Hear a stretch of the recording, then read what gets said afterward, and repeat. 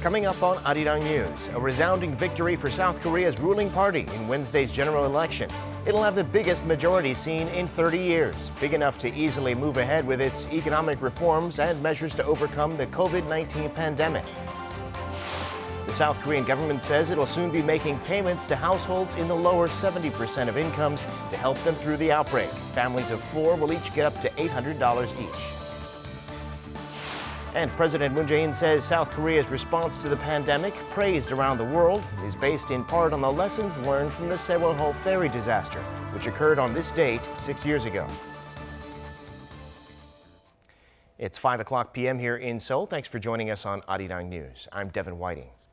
The South Korean public came out to vote Wednesday in record numbers, and the result was a resounding win for the ruling Democratic Party. The party won 3/5 of the 300 seats in the National Assembly. It was a night to forget for the opposition bloc, whose leader announced he would resign. Our political correspondent Kim Mo-kyun has the details. South Korea's ruling Democratic Party won a landslide victory in Wednesday's election, which had the highest voter turnout for a general election in 28 years.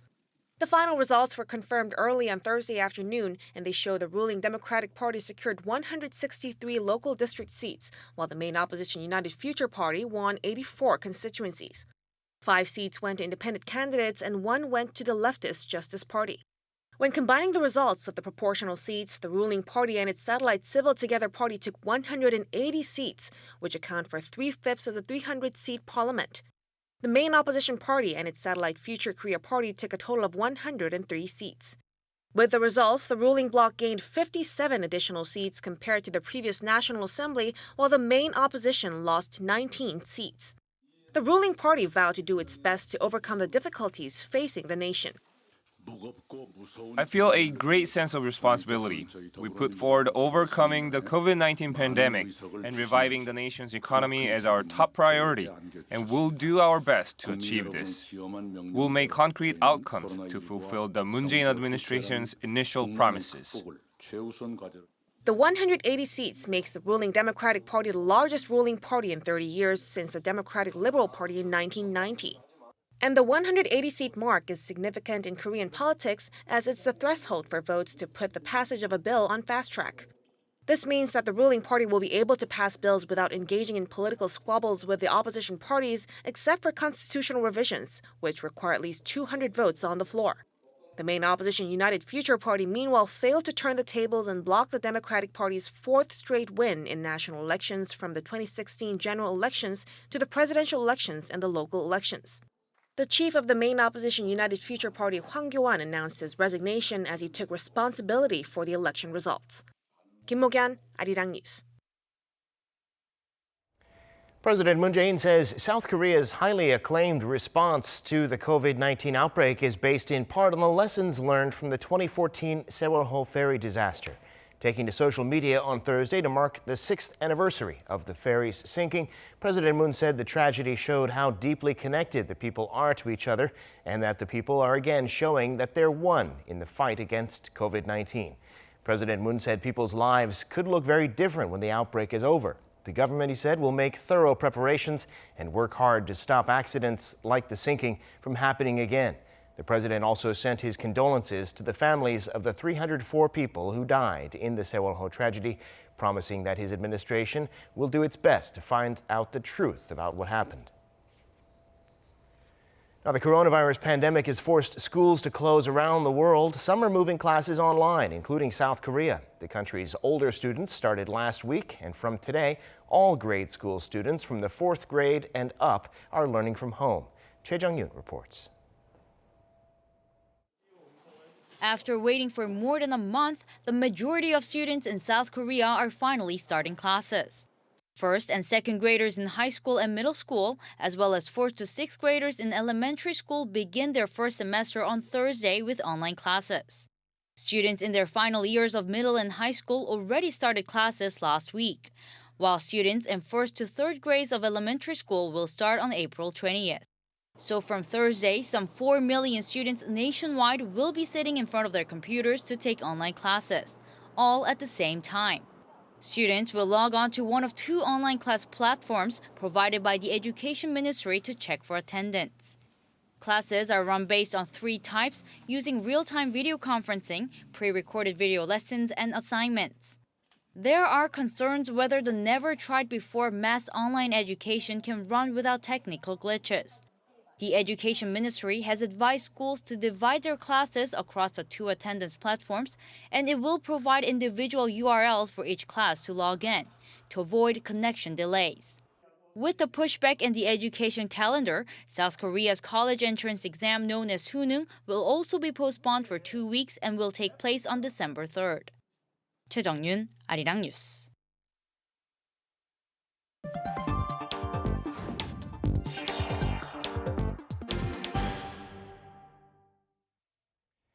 With the ruling Democratic Party's big win in yesterday's election, the government's expected to speed up its key economic policies, which are based on 3 main pillars of income-led growth, a fair economy, and innovative growth. Yoon Jung-min reports.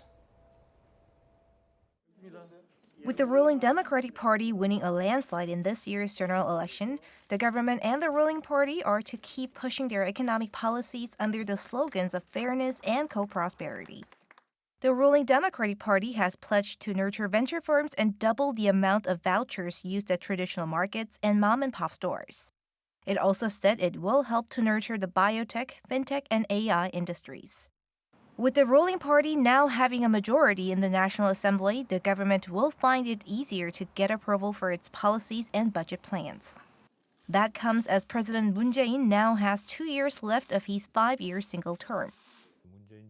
The election result is likely to strengthen the government during the latter part of the Moon administration. The government is expected to focus on seeking future growth engines, particularly venture firms and bio-industries. Some experts point out that although the ruling party won big in this election, it should still work together with opposition parties to design balanced policies. There should be a bipartisan committee, which includes economic experts from both the ruling and opposition parties, to overcome the impact of COVID-19 and come up with measures against a possible long-term recession. When it comes to emergency measures due to the coronavirus outbreak, the government and the ruling party are to push their economic packages further and faster. Those may include handing out more money to people and companies hit by the pandemic if the virus impact lingers longer than expected. Aside from all these measures, the ruling party aims to impose stricter rules to protect the labor market, and they might also consider revising rules for the local real estate market. Yoon Jung-min, Arirang News. Time now for an in-depth look at the market news this afternoon, and for that I'm joined on the line by Dr. Kim Se-won, Professor of Economics at Ewha Women's University. Professor Kim, thank you for coming on today. Good afternoon, Devin. Well, with the world going into a recession because of the coronavirus, the IMF is projecting the Korean economy to shrink this year by 1.2%. What do you make of that estimate, and what kind of steps do you think could be taken? That's right. The IMF has projected that Korea will experience negative 1.2% economic growth for this year. That would be the first negative growth in last 20 years. Because even in 2008's global economic crisis, Korea's economic growth stayed at positive level. They also project that global economy will shrink by 3% this year, which would be the sharpest contraction since 1930s Great Depression. But IMF has also noted that Korea's prompt responses to COVID-19 outbreak likely lessens the damages compared to other countries. Regarding the policies under current situations, there should be straightforward expansionary fiscal and monetary policy from government. Well, now with the ruling party in South Korea, their victory in yesterday's election, it looks like they'll be able to speed up the measures they've been wanting to take on the economy. What do you think that'll look like?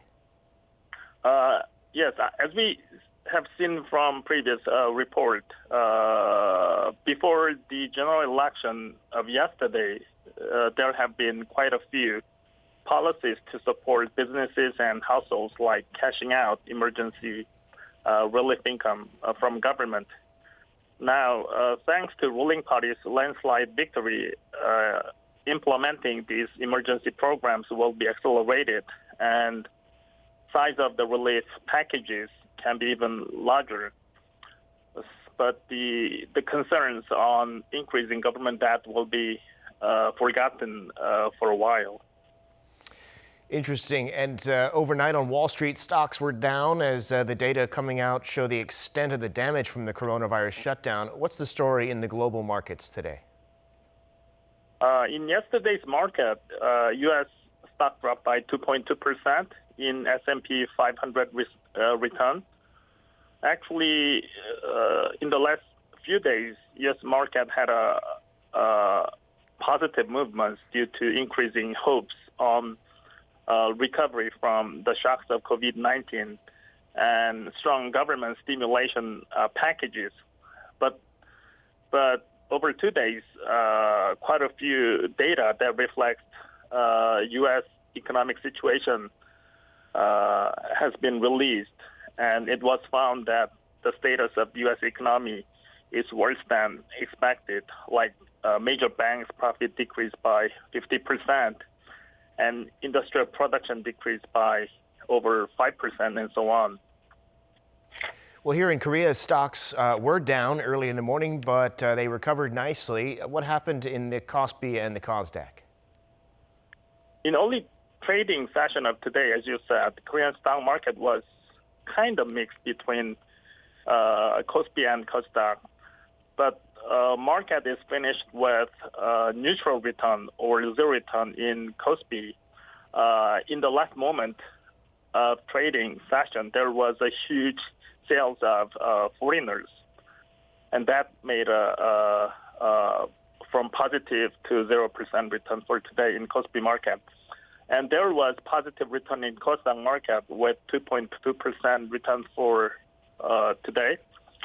It looks that ruling party's victory in yesterday's election and its effect on facilitating expansion of fiscal package became positive factors in today's market.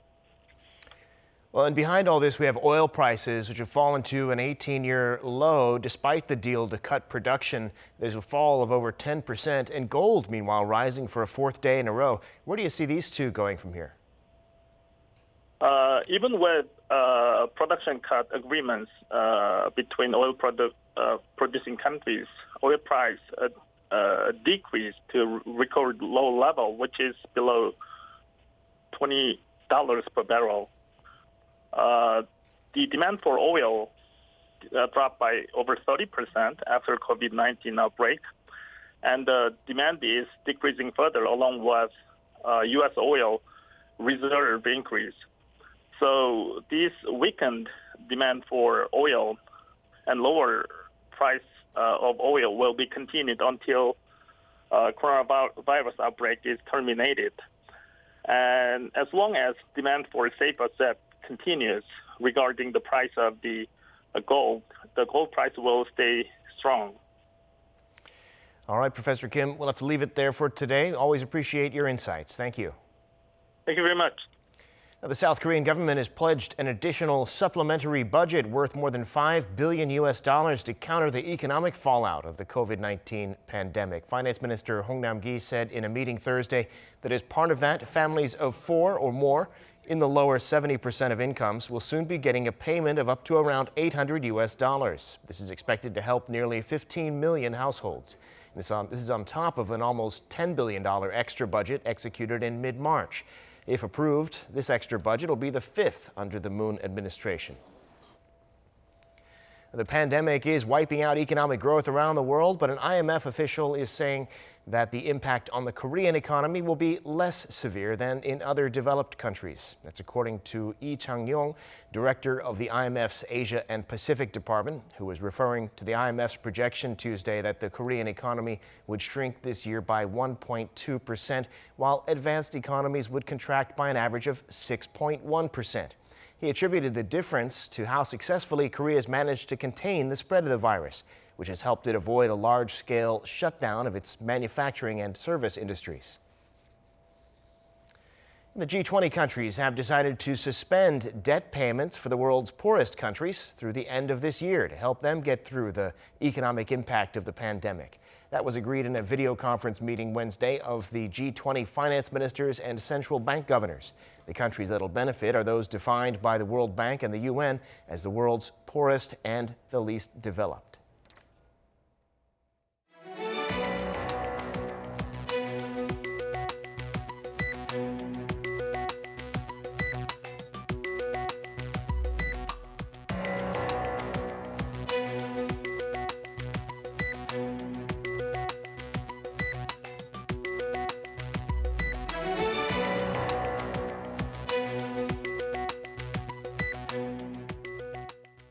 That brings us to the end of this newscast. Thank you for watching. More live news coming your way at 7 p.m. Korea time.